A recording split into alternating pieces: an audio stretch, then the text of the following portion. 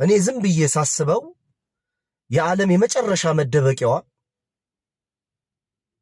ማረፊያዋ እስልምና ይመስለኛል። ዝም ብዬ በአሜሪካንና በራሻ በአንዳንድ አውሮፓ ከተሞች የሚደረገውን እንቅስቃሴ ሳይ የሰው ማረፊያ እስልምና ይመስለኛል። እኔ አንድ ነገር ልንገራችሁ። በዚህ በማህበራዊ ሚዲያም ስመጣ ሰው ለማገዝ ለመርዳት እውነት ለማውራት አእምሮአችንን በትክክል እንድንጠቀም ለማገዝ ብዬ ነው የመጣሁት። በማህበራዊ ሚዲያ ከስድብ ከርግማን ከጥላቻዎች ምንም ያተረፍኩት ነገር የለም። አሁን ደግሞ የወሰንኩት ውሳኔ በጣም ብዙ ነገር ያበለሻሸው። ሰው ዝም ብሎ እኮ እንደዚህ አያደርግም። ብዙ ነገር ያበለሻሸው። እንዲህ ዘርዝሬም አልጨርስላችሁ ነገር ማለት ነው። ግን ያ ያሳመነኝንና አላመንኩበት ነገር ግን ራሴን አሳልፌ መስጠት ደስ ይለኛል። ያ መከራውን በደስታ በካፈል ነው የሚሻለኝ። በህይወቴ አሁን እየተካፈልኩት ካለው መከራ በህይወቴ ገጥሞኝ አያውቅም። አሁን እስልምናን ከተቀበልኩኝ ብዙ ተዘርዝሮ የማያልቅ በስራ በርስ በርስ ግንኙነት ከልጆች ከቤተሰብ ከጓደኛ ከተለያየ ነገር እንዲህ ዙዙ ግልብጥብጡ ነው የወጣው። እንዲህ ግልብጥብጡን ቢወጣ ግልብጥብጡ እንዲያወጣ ብዬ ያ ማምነውን ነገርና የገዛኝን ነገር ከምተው ያ ነገር ግልብጥብጡ ይወጣ ይሻል። የመጨረሻ ደረጃ በረንዳ ወድቀህ ትራፊ መብላት ይቻላል ከራስ ጋር ከምትጣላ ከአእምሮ ጋር ከምትጣላ።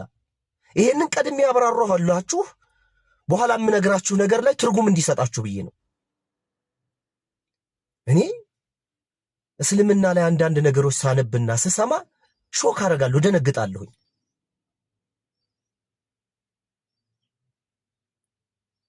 አላህ ሱብሓነሁ ወተዓላ በጣም ክፉ ሰው በቃ ከክፉ በፍጥረት ሁሉ ክፉ ሰው ብሎ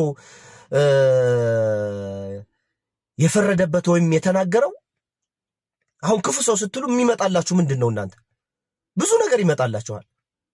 አእምሮ ያለው አእምሮን በትክክል የማይጠቀም የማያስተነትን አንደበት ሰጥቶት አንደበቱን እውነት የማይናገርበት የማያገናዝብ ሰው ላኢላሃ ኢላላህ።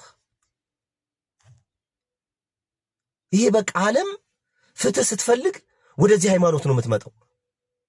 እና እያንዳንዱን እስልምና የሚናገራቸው ነገሮች በቁርአን ውስጥም ያሉት አንዳንድ ደግሞ አዋቂዎችም ሲያወሩ ስትሰሙ የሰው ምንጭ ነው ይሄ ዕውቀት የሰው ነው ልትሉ አትችሉ። በጣም ከአእምሮ በላይ የሆኑ ንግግሮች ያሉበት የሚያሳርፉ ቃል ያለበት ቃል ነው ቁርአን።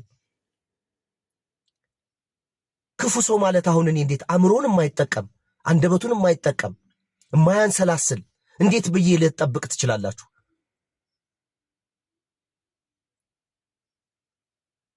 እና እስልምና እምነትህ ከዕውቀት ጋር የተያያዘ ነው። አይገርምም?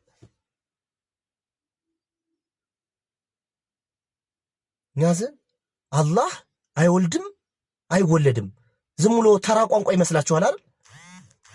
በደንብ አውቀህ ነው ማመን ያለብህንን። ይሄ ራሱ አላህ አይወልድም አይወለድም ጥልቅና ሰፊ ትርጉም ያለው ነገር ነው። ላኢላሃ ኢላላህ መሐመድ ረሱሉላህ ዝም ብሎ ተራ ንግግር አይደለም። ይሄ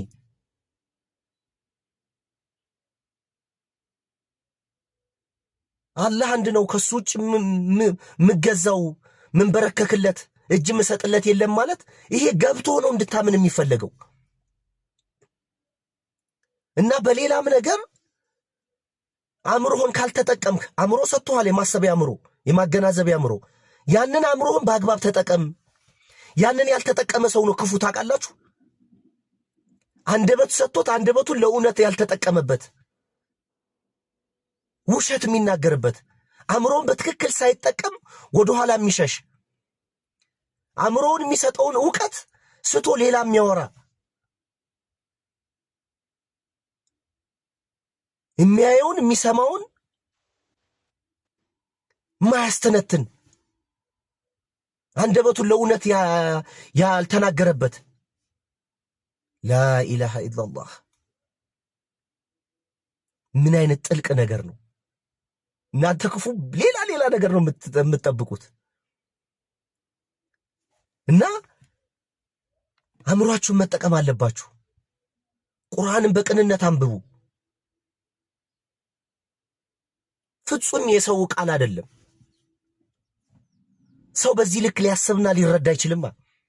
ራሱ ፈጣሪ ይህን ነገር ካልሰጠና ካላስረዳ በስተቀር እንዴ አሁን እፎይ የሚባለው ወንድማችን ሳይ እንዴት ሰው ለነገረኝነት እንዴት ቁርአን ያነባል? በምን አይነት ልብና በምን አይነት አይኑ ቢያነበው ነው? አእምሮውን ምን ያህል ቢዘጋው ነው በዛ ደረጃ ክፉ የሆነው ውሸትም ይናገረው? እያነበበው እያጠናው ልቡ ውስጡን እየነገረው ሌሎችን ለማበሳጨት ሌሎችን አታክ ለማድረግ እውነቱን በልብ ደብቀህ በአፉ ምን አይነት ክፋት ነው? ግን ይገርማል። በሱ ንግግር ሞር እንደውም ሰው ከእስልምና ሊርቅ ቀርቶ እስልምናን የማየት የማጥናት የመረዳት የሰውን ልብ አነሳሳ። አይገርምም? የአላህ ሥራ አንዱን ጠማማ ያደርገዋል፣ አንዱን ደግሞ ቀና ያደርገዋል።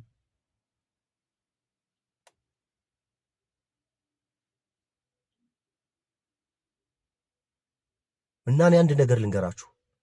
ዓለም የምትደበቀው ዓለም መደበቂያዋ ዓለም መግቢያዋ መሸፈኛዋ ማረፊያዋ የዓለም መደበቂያ ማረፊያዋ መሰብሰቢያዋ ፍትህ የምታገኘው እስልምና ነው። አላሁ አክበር።